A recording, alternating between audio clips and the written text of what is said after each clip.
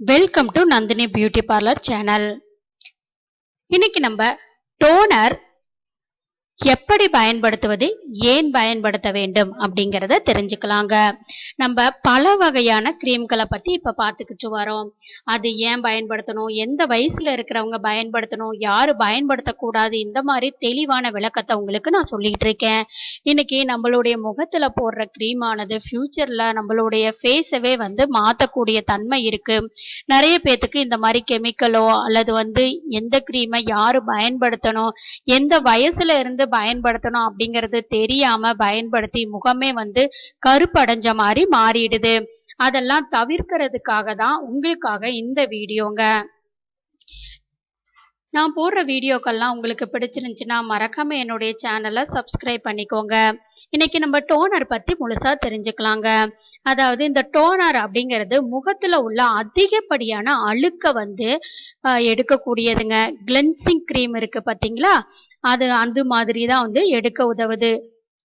அதாவது இது பாத்தீங்க அப்படின்னா நம்ம டோனர் நம்ம முகத்துல போடும்போது நம்ம முகத்துல நமக்கு தெரியாத குட்டி குட்டியான பிம்பிள் இருக்கும், கருப்பு கருப்பா இருக்கும், அங்கங்க பாத்தீங்க அப்படின்னா கருந்திட்டுகள்லாம் இருக்கும். அந்த மாதிரி இருக்கிறவங்க இந்த டோனரை பயன்படுத்தலாங்க. இது சில கிரீம்கள் திறந்த துவாரங்கள் இருக்கும். ஆனா இது அந்த துவாரங்கள் திறந்ததை மூடுறதுக்கு ரொம்ப பயன்படுங்க.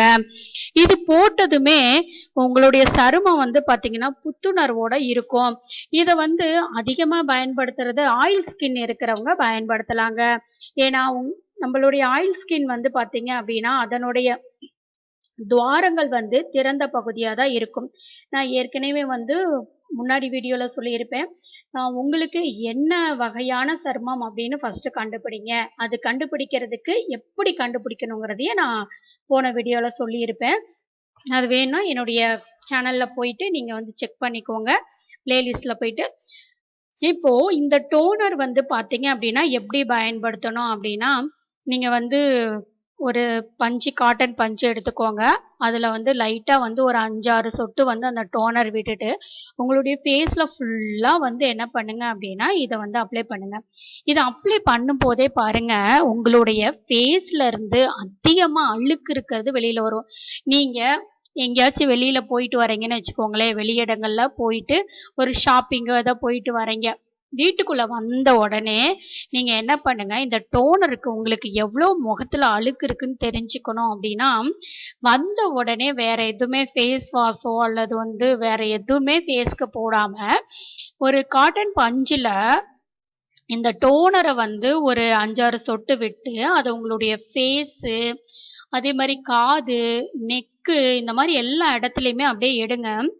அப்படியே தொடச்சி எடுங்க. அந்த ஒயிட் கலர் இருக்கக்கூடிய அந்த காட்டன் பஞ்சு பார்த்தீங்க அப்படின்னா அப்படியே கருப்பா மாறிடும். அவ்வளோ அழுக்கு இருக்குங்க.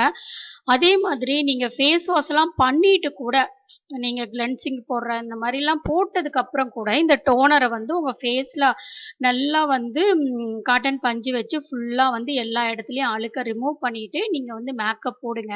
உங்களுடைய ஃபேஸ் அவ்வளோ புத்துணர்ச்சியா இருக்குங்க. ஏன்னா அழுக்கு ஃபுல்லா ரிமூவ் ஆயிடும். இது நல்ல அழுக்குகளை எடுக்கக்கூடிய தன்மை இதுக்கு இருக்குதுங்க. நம்மளுடைய முகத்தை ஃப்ரெஷ்ஷா வச்சிருக்குங்க. எப்போதுமே பாத்தீங்கன்னா நல்லா புத்துணர்ச்சியா வச்சிருக்குங்க. அதனால இதை நம்ம சரியான முறையில பயன்படுத்தணுங்க. பயன்படுத்தினா கண்டிப்பா அதனுடைய பலன் 100 மடங்கு இருக்குங்க. இந்த தகவல் உங்களுக்கு பிடிச்சிருந்துச்சுன்னா மறக்காம என்னுடைய சேனலை சப்ஸ்கிரைப் பண்ணிக்கோங்க. நான் அடுத்தடுத்து போடுற வீடியோ உடனுக்குடனே உங்களை தேடி வரணும்னா சப்ஸ்கிரைப் பண்ணிட்டு பக்கத்துல இருக்கக்கூடிய பெல் சிம்பலையும் மறக்காம பிரஸ் பண்ணிக்கோங்க. தேங்க்ஸ் ஃபார் வாட்சிங்.